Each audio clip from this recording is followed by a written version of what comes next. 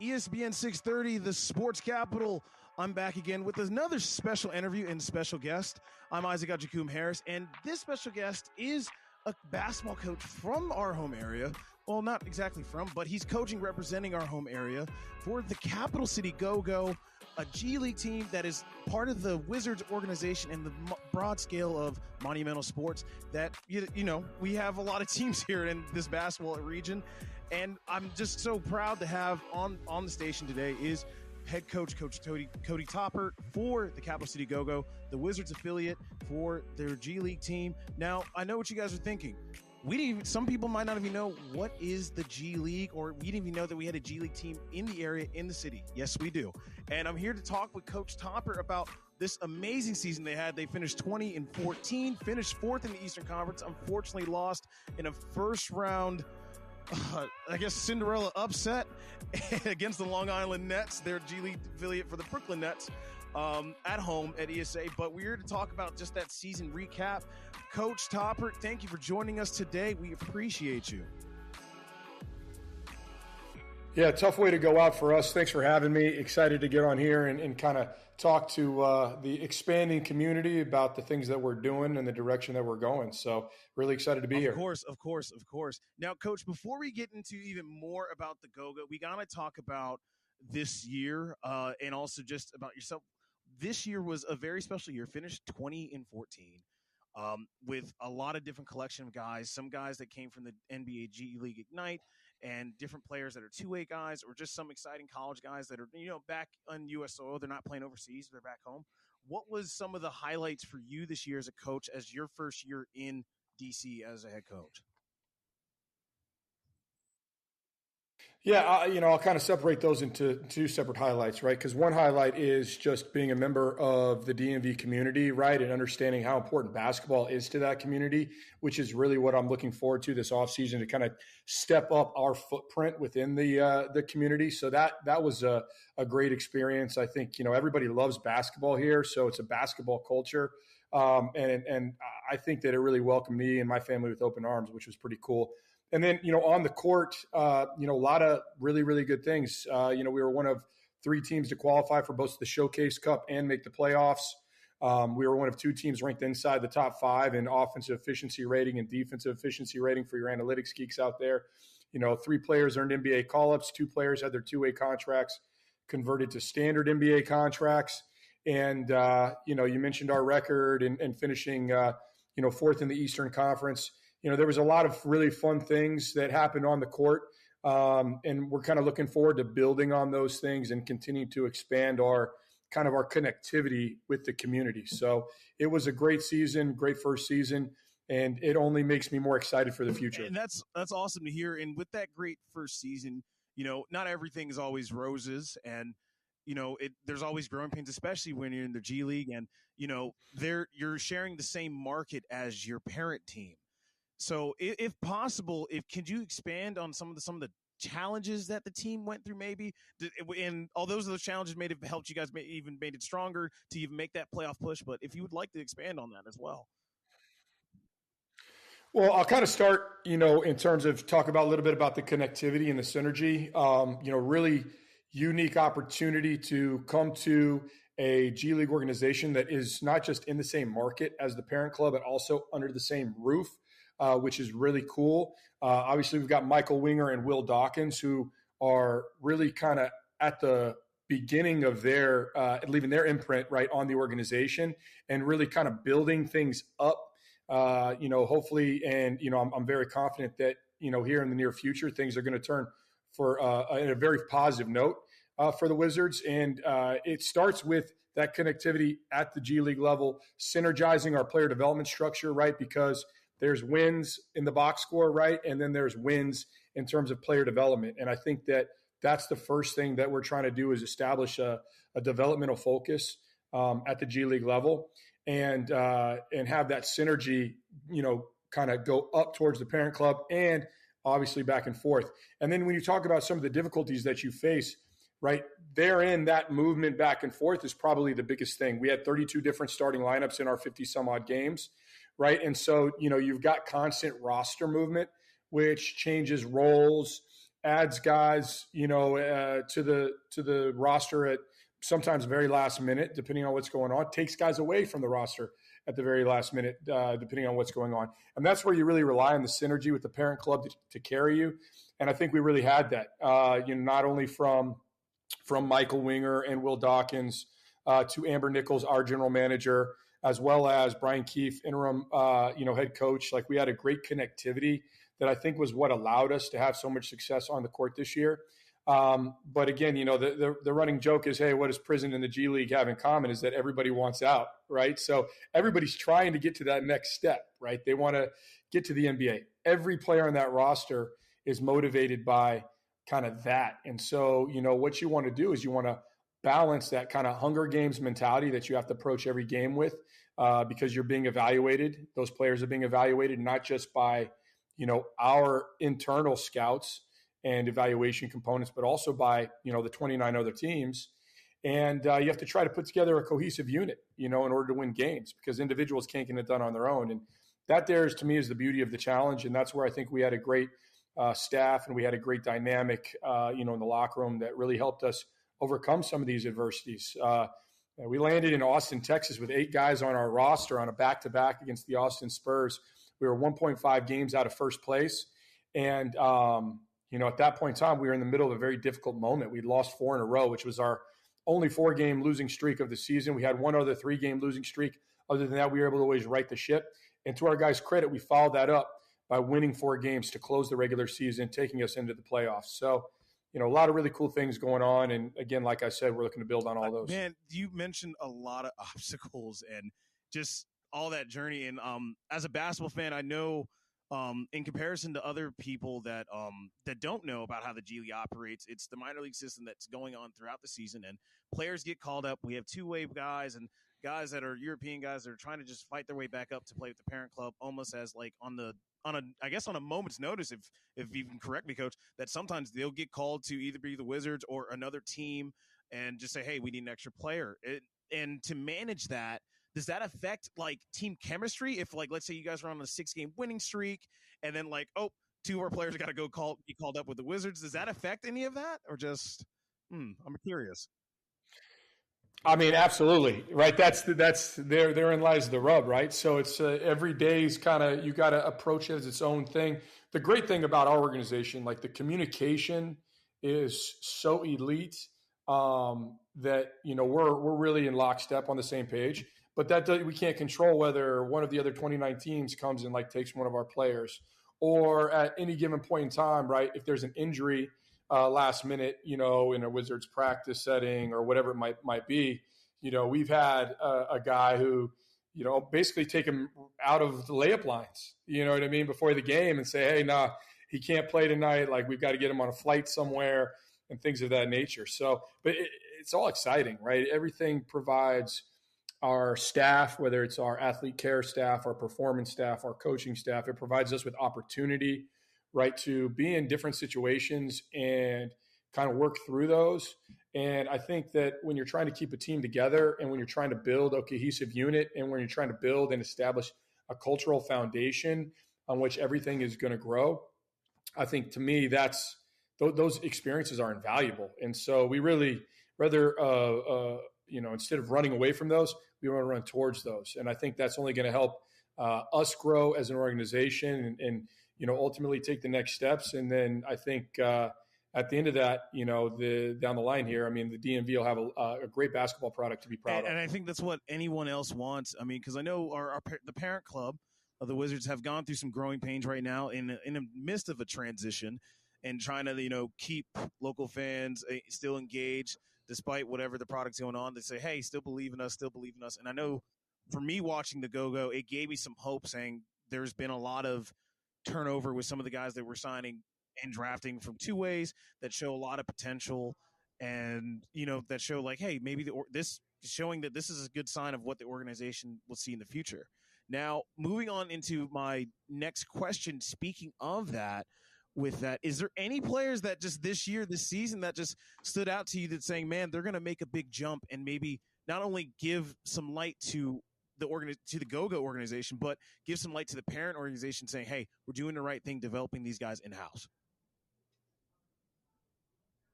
Well, I think the first thing, the way I look at it, right, the time to buy Apple stock was, back in the early 90s, right? The earlier the better, you know what I mean? And kind of that's where we're at right now in terms of, establishing a foundation. And so, we obviously are very grateful and have a high level of gratitude towards, all of the fan support through difficult seasons in the face of adversity and things of that nature. And we understand that this process, that the way it's going to play out will reap, significant dividends in the future. And I think we saw some of that specifically on the court at the end of the season, right? With a guy like, and I'll name a few, and then we can kind of go, a little bit more in depth with each guy. But you've got Patrick Baldwin, Jules Bernard, Jared Butler, Justin Champagnie, Eugene Omarui. Those are kind of the main guys, and they spent a lot of time with the Go-Go this year. And then, towards the end of the season with, injuries to some of our Wizards guys, they had opportunities to step up, and they were competing at a high level. And I think that's the thing that I was most proud of, was to see the way they were able to step onto an NBA floor and not only not look out of place, but really look comfortable. And then once their comfort level was established, they were able to kind of grow within that. Patrick Baldwin, the way he ended the season was outstanding, getting his first career double-double, knocking out three-pointers at a high clip. I think is something that we can all look forward to seeing from him, in the future. He's a massive individual. He's figuring out rim protection, out of area defensive rebounding has been elite for him, which I think is really cool. Jared Butler, had a 13 assist game, at Chicago against the Bulls. He had a double-double here to close the season here against Boston as well, right? He's a guy who has a great combination of, character and leadership and his ability to create for both himself and others, which I think will be pretty cool. Really good pickup here kind of at the midway point too is Justin Champagnie, somebody who, I think has tremendous upside. Not only was he, G League player of the month, 1 month, kind of one of the top scorers of our league. He's also kind of does a really good job in terms of being a two-way player. I mean, he can knock down threes, but he can also go and lock down people on the opposing team. We saw that at the end of the season. When he was in that game at Chicago where, we battled and got the victory. And, he was knocking down some threes and defending DeMar DeRozan at the end of that one. So that was pretty cool to see. Eugene Omarui Gino is the epitome of a garbage man. Like, he'll play whatever position you need. He'll get out there. He'll scrap it. He's going to crash the glass. He's really, really good in dribble handoff situations, and he's going to be that guy that dives on the floor for a loose ball, which, we need. And then Jules Bernard, lefty, smooth lefty, really just kind of uncovering a lot of the abilities that he has. He's got great size, athleticism, shot-making ability. Towards the end of our go-go season, with the departure of our point guard and Jared Butler, getting regular minutes and then ultimately being converted, Jules was our secondary playmaker, with the go-go. And so now we had to slide him over to make him our point guard, essentially. So he's got some ability to play make for others and himself. So, those are guys who, we're not looking at this as an off season. Will Dawkins called it the other day. We're calling it a jump season. And so now the real work begins, right? Take a big step forward, take a big jump, a big leap forward from where we finished this season, and take advantage of every opportunity we have to lay the foundation to really get us off to the races, going into the summer league and then next season. That's amazing that you mentioned some players that I grew up to be fans of, and some guys that to be honest, I looked at those ages. I'm like, man, we probably competed against each other in AAU back in the day and not even noticed. And at least to see someone made it through to the other side and break that small percentage of guys that make it pro. Now, you mentioned like guys like Jared Butler and Jules Bernard and like a plethora of other players that have made some jumps and got some developmental stuff. For this last question before we go on our commercial break, I just have to ask, how important do you believe, after seeing these guys like when they started the season or from where they came from in their past, how imperative is that their growth with you and preparing to play for another team is for them to like move on in their career? How important do you feel like the injury, how important do you feel that time, with you for those 4 or 5 months before they go to a new market or before they go to the new team? How important do you feel that is for them? Yeah, I mean, I think it's integral, right? So the way I look at and view kind of our role as a G League staff, a lot of times what we want to do is help these guys. I look at it this way: these guys are all geniuses, right? If you're in the top 2% of what you do, like you're considered a genius, right? So our guys are basketball geniuses, even on our G League team, right? There's only 5,000 human beings in the history of the world that ever played in the NBA, right? That's such a small percentage. But what I found, from my experience in the NBA and through the G League is the difference between a guy who's on our G League roster and a guy who's on one of these NBA rosters is a sliver. The difference between the guy who's on the NBA roster, like a two-way and a convertible guy, is it's a small, it's a couple of inches here. The difference between that guy and a guy who's at the end of the rotation is just a little bit, right? The difference between that guy who's in the rotation and the guy who's maybe your sixth or seventh man or even your fifth start is a sliver. The difference between those guys and your fourth starter is and then the top three guys are usually pretty significantly ahead of the rest, right? So if you establish that like those top 3 or 4 guys right there, just kind of in their own category, there's everybody else that's like fighting for this space right here. And so what we want to do is help these guys refine their genius, right? So what are you? Are you a rim protector, rebounder, rim runner, roller, right? If you're in the R category, right, can we help you buy into that and love that and, become the best at that, right? If you're a 3-and-D guy, right, can we help you? We don't want you to get outside of it. What we want to do is like an identity crisis is the quickest way to get yourself on a plane to China, right? And you can go make good money in China, but if your goal is the NBA, what we want to do is make sure that you understand the role that you're going to need to fit in order to get to the NBA and then be successful in the NBA. And then we want you to have the habits necessary to exist in an NBA locker room and provide value, whether that's value on the court, whether that's value in the locker room, whether that's value in terms of how professional you are and how you approach things. And if you can do all those things, what you've done is at least you haven't disqualified yourself for something that's non-basketball related.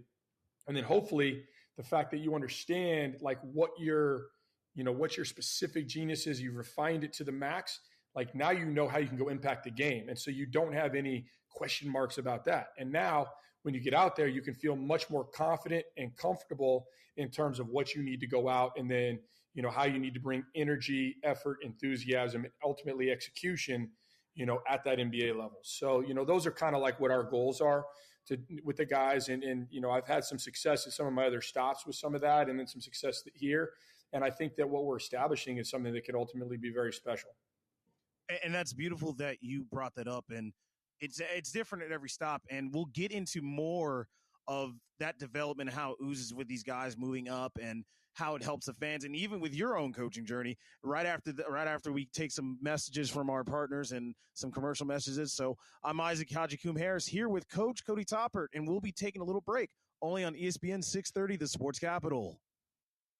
And we are back from commercial break and everything that's going on. I'm Isaac Agyekum-Harris here for ESPN 630, the Sports Capital, here with head coach of the Capital City Go-Go, Cody Toppert, talking about, just the success of this year. The team went to the playoffs, so we did have playoff basketball in the D.C. area, in the DMV. Unfortunately, ended a little earlier than we can anticipate it, but we did have some. And Coach, before we went on commercial break, we were just talking about how integral is the growth of playing in the G League, playing for the Go-Go before the players like Jared Butler and Jules Bernard transitioned to either play for the Wizards or one of the parent markets, one of the other parent markets in the NBA. Now, adding on to that question and kind of continue off that, how integral is, their players' development here, just also with fan engagement in the area, especially since you're sharing the market with your parent organization? Yeah, I think the big thing is, we want it to be, it's the monumental family, right? And so what we want, everybody to understand is that the product that we're going to put on the floor with the Go-Go is going to be a high-level product, high-energy product, and very tangible in the community. When you come to a Go-Go game, we want you to obviously not just bring your voice and root and cheer and all those things, but we want you to understand that, like, our players are going to interact with you, right? Like, our players are going to, after every game, win, lose, or draw, we always, meet in the center circle. We clap for the fans and we do a lap around, right? We sign autographs. We take pictures with the kids. I mean, it's all about inspiring that next generation. Each of us at one point in time, we were that kid.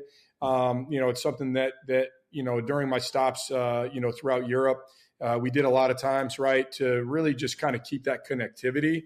And I think that, the more our players, the more our two-way guys, our assignees, our affiliates, who are going to be, playing for both the Wizards and the Go-Go, can have that impact on, some of the different young people in the city. I think the better it is for everybody. And it just kind of continues to build that awareness to what, we're doing with Monumental Sports and specifically the basketball programs, be that the Mystics, be that the Wizards and the Go-Go. Yeah. And you mentioned that, to be more fan engaged, and you mentioned that, you guys clap your hands with, clap, high five all the young fans that are in there. And as you know, Cody, being around and talking off mic and all during the commercial break, the historical significance of what basketball means to the city, what basketball means to the area. And obviously even the team name has a big cultural significance to the city, that, it's called the Go-Go, which is the music of our city. For those who do not know, the Go-Go music, home of Chuck Brown, the drums and the conga and everything. So how much, even like culturally, how much of a cultural impact do you want the Go-Go to be in the city, in the community? Well, I think we have a really cool name. I love it. Our motto actually as a team is one band, one sound, which is, something I like to build off of. If you know your movie references, you might know that one. But, you talk about like Chuck Brown and what he did as the godfather of Go-Go. We made some visits to the DC Public Library, got a little bit more of an understanding of kind of how that genre of music came to be and kind of the funk groove of it all. And if you come to some of our games, we have live go-go bands that play. I think it's a really fun atmosphere in that respect. We've brought different, bands in, youth bands in to play alongside of some of the go-go bands at our games, which is a pretty cool initiative that I love to see. I think the intersection of music and sport, it's just an ever blurred line. And I think that the more that we can, help not only the people of the city continue to take pride in go-go music, in that kind of cultural element, right? But then some of the younger generation don't even understand it. They don't know where the foundation for their current music actually started. And so, there's some cool opportunities for some crossover there. And, I know our players, kind of love it. I mean, we've got our own introduction, like the song that they play for our starting lineups is our own song, which is pretty cool. It's like a go-go funk beat with our own lyrics. We're not just ripping somebody else's, whatever song it is and playing it. So there's so many like cool elements that people don't even understand. And, I think there's a lot of cool things that are going to be happening over at ESA Entertainment Sports Arena where we play, and some more kind of community initiatives that'll really bridge that gap. And, the one thing I know is what we'd love to have is, we need everybody to come out and be a first-time spectator, a first-time fan. Can't have a multi-time fan until we get you one time in the stands, and hopefully we give you a product on the floor that you can be proud of, and then we can also give you a product with just that atmosphere and that overall vibe in the arena that you can also be proud of. And that's really what we're striving for. So I played my college ball at Cornell University. My college roommate played at Gonzaga, right? So he's always talking to me about DC hoops way back then. Then at the college level, I coached guys from DeMatha. Several guys from DeMatha, right? So you got that grassroots component right there. It's huge. And, I've got several friends who run AAU organizations in the area that have been highly successful here of recent. And, there's just a lot of pride in what's going on here. And so it's going to be a pretty fun summer, I think, and it's going to hopefully segue right into a very fun season. And that's what we can all hope for. And I'm glad that you've understood the significant cultural of, this, like the important piece of why basketball is culturally is important, especially with the go-go music and, going to the go-go concerts with the mambo sauce and the wings and everything that goes in there. Now, is it hard to kind of preach that culture and say, hey, you're playing, yes, we are the G League team. Yes, we share it with the Wizards. To preach that kind of culture, saying, hey, we're for the community. Is it kind of harder to try to teach that to someone, like to a player that just came in, never really been in DC before? They only know about the basketball history of it, but they don't understand the community aspect of it. Is that kind of hard to kind of preach in practice, or? Yeah, well, no, it's a great question, right? So this is the other thing that I think makes what we're doing so unique, right? We've got a tremendous player development, and this is not just on the court, but an off the court player development program, right? Which is about understanding this, right? I mean, listen, there's so much history in this area, right? Like, I mean, we could go to a different museum every day and find out some different historical element just about the United States, about the region, about whatever it may be. And then, you can take that a step further, right, to, I mean, the African American Cultural History Museum is like incredible. You can get lost in there for days. You could go to stay on one floor, and if you really dove into all the material, like the way you would leave, like your perspective would be totally altered. Been there several times with my family, with our team. And I think that kind of helps establish that, right? So now the players have a little bit of a better understanding. And then every little bit by little bit that we can expose them, to different communities, to different people, then you get a newfound and even more, an increased respect for that. And that's all you're hoping for, right? And I think when our players leave here, whether they play multiple seasons for us, whether they ultimately make it with the Wizards, whether they make it with another team, or whether they, go overseas, the biggest thing that I think we want them to learn, that I learned during my time playing international basketball, is be a part of that community. Don't just be someone who's passing through, right? Be a part of it. And everywhere I try to go internationally, I try to be a part of that community, whether I was in German, taking German classes at the local university, right? Or whether I was in Italy, getting out in the local community with the local restaurants and understanding more about their way of life, whether I was in Spain, learning to speak the language, right? Those are the different elements. And so it's like, being a part of that community gives you a newfound respect for those people. And then what it does is it just builds a connectivity with them, that they want to support you. They want to support that. And then it becomes a whole we conglomerate, right? And then, then I feel sorry for whoever wants to come and play us next year in the playoffs, because we can have ESA rocking at that point. Oh yeah. And you brought up that point that ESAs be rocking with, with the players, don't just pass through. Is that something that you dream of or envision, that saying, like, we have the live band, the fans are dancing, beating their feet, as if, for those who don't know, beating your feet is the way you dance to go-go music.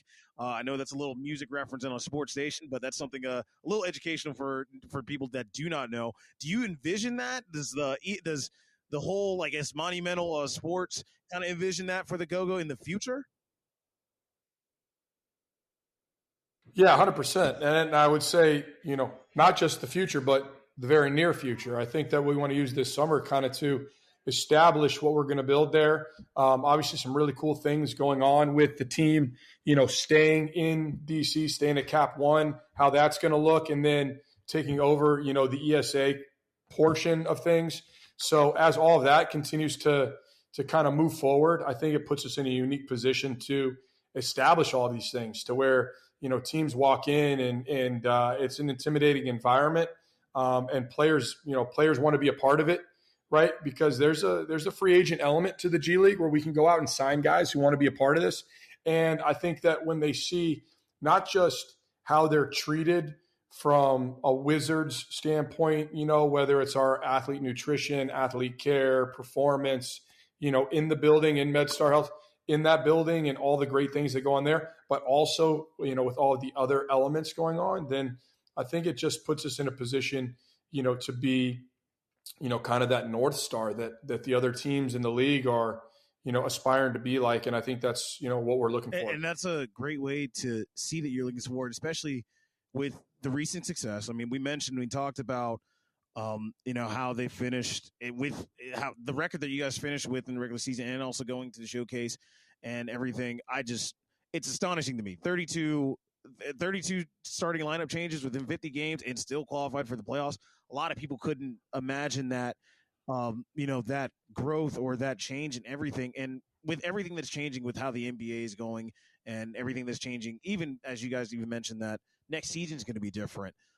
For you personally as a coach, this is your first year in DC coaching for this organization. You've coached at the G League before. Coach Cody Toppert was the head coach of the former Northern Arizona Suns, which is now the Grand Rapids Drive. And, they've changed, and he's been around a lot of basketball stops, and it's different everywhere you go. He's been internationally. He's been domestically everywhere. Coach, what is different for you being in DC in comparison to the other stops?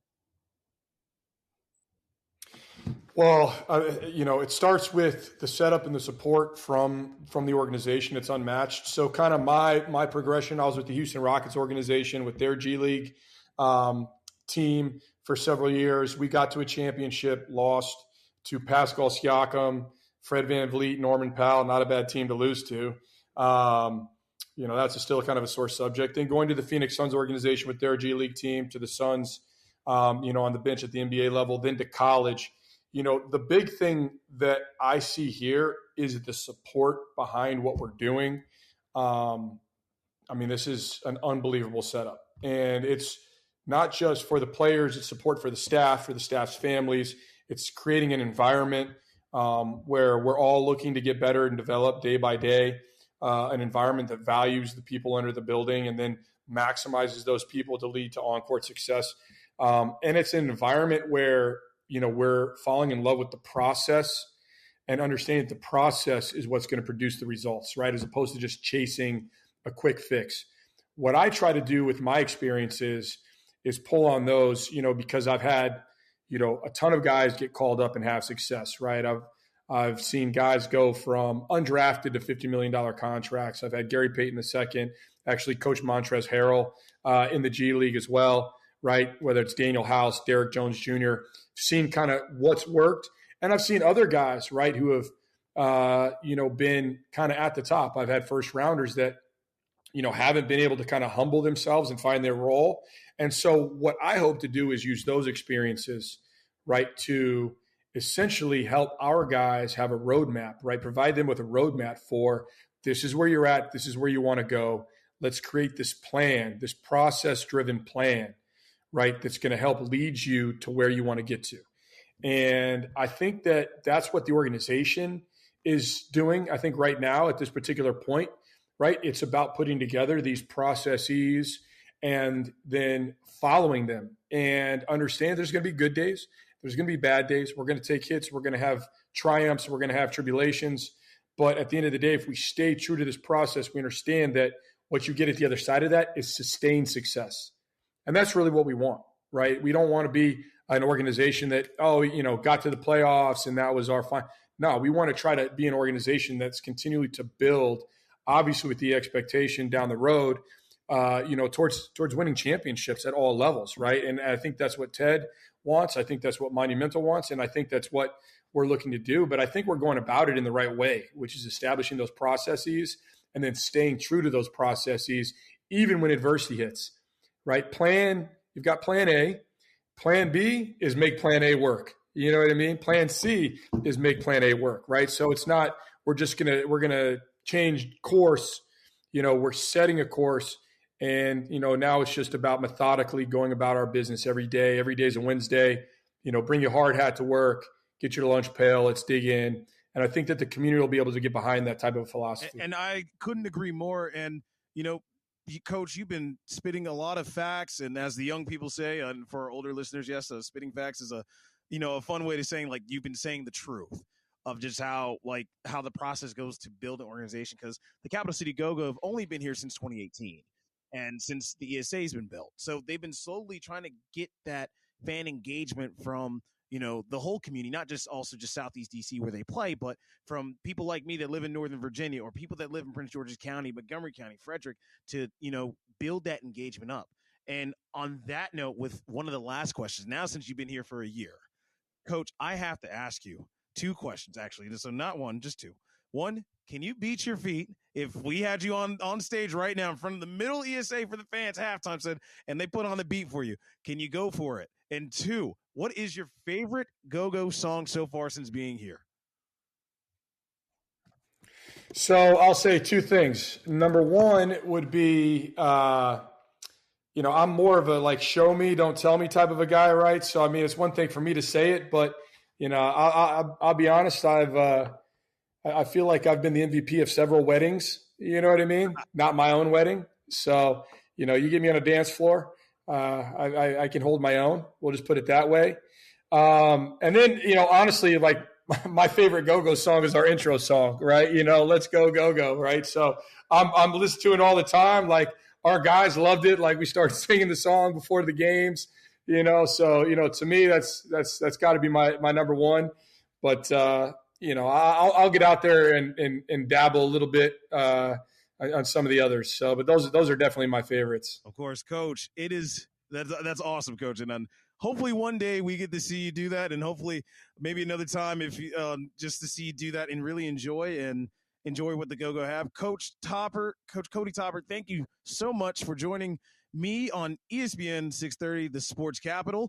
And our listeners, please make sure next season, Capital City Go-Go tickets probably go on sale near the start of the basketball season, right after the Wizards do. Please make your way down to the Entertainment Sports Arena in Southeast DC to see our wonderful Capital City Go-Go and potentially future Wizards members play at the start of next season. They want to make a big playoff push, so hopefully you guys get out there. But for now, I'm Isaac Agyekum-Harris, and you're listening to ESPN 630, the Sports Capital.